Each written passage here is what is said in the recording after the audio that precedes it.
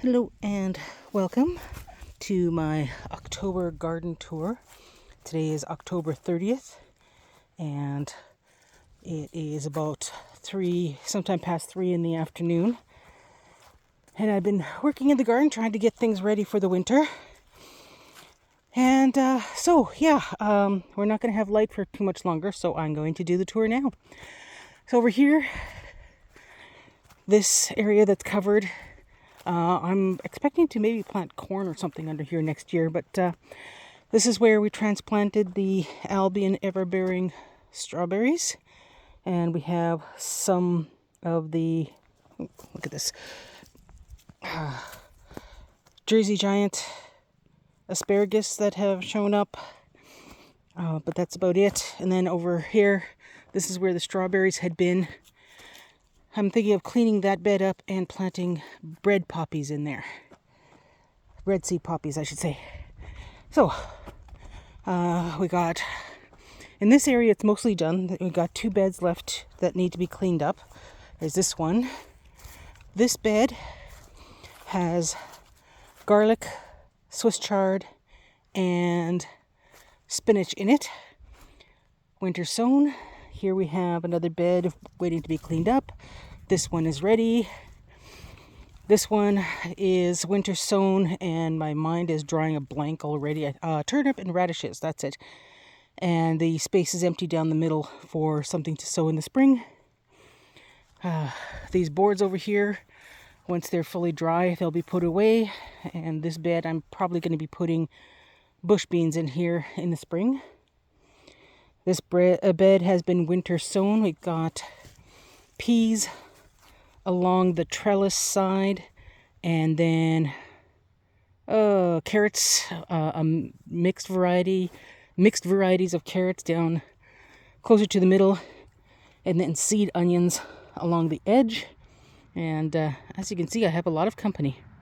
I've also started to cover the area for the next bed that this one will be attached to, so we'll have a trellis tunnel. So just need to harvest some logs to do the walls on that. The cosmos got killed off before they could go to seed, but I left them because they were protecting the asters, and I'm still hoping to get some seed from the asters. So that's it for our main garden area right now. Let's see what we've done next. All right, in the east yard, we've got this little garden bed that still needs to be cleaned up. And this one as well. They could wait until spring if the weather doesn't cooperate. This one has been winter sown with purple and white kohlrabi. And this one has been winter sown with purple Savoy cabbage. That's the first time we're trying to grow cabbage this year. So we'll see, hopefully it'll work out. We go across, we've got our sunchokes over here. I did harvest a small amount of sunchokes along the edges over here. The rest are just being left as they are. I don't think I'll even trim the stems for it this year. And hopefully we'll have more next year. And here's our surviving asparagus. Lots and lots of seed berries.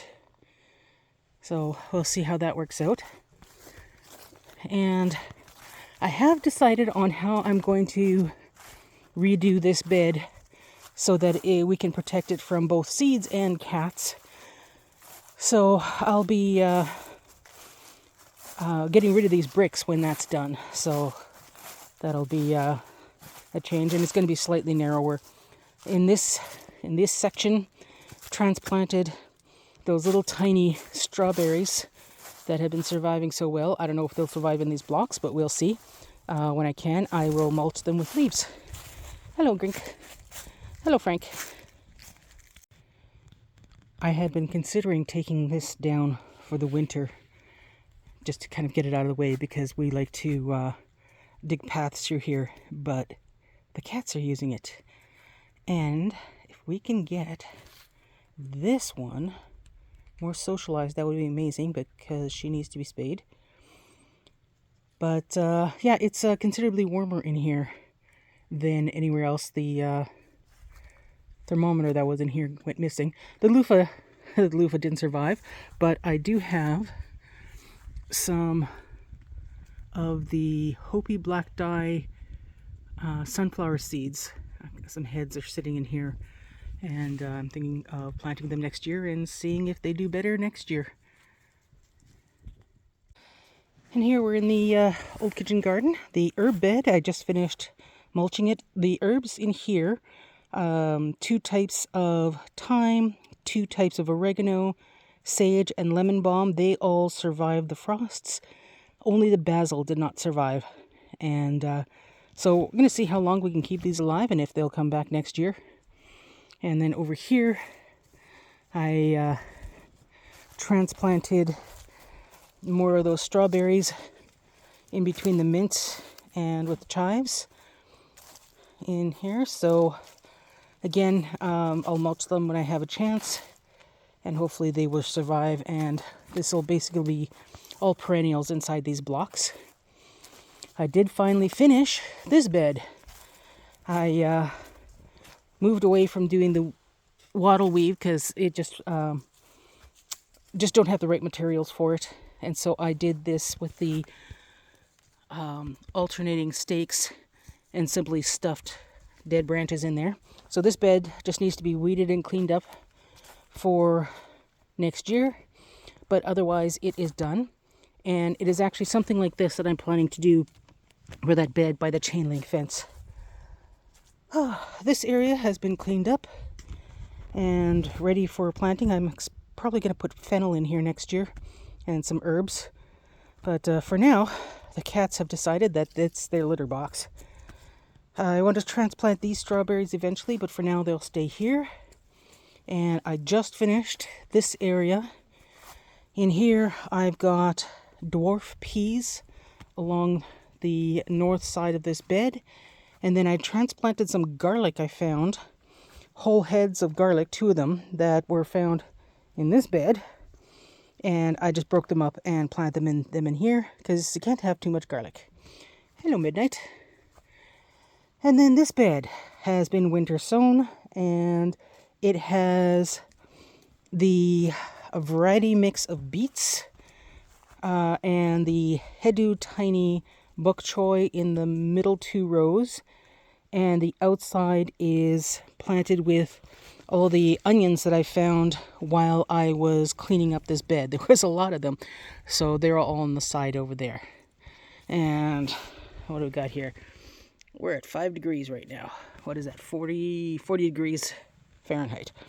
All right. So yeah, this is this is pretty much it for the winter sowing, unless I can get to doing those bread seed poppies.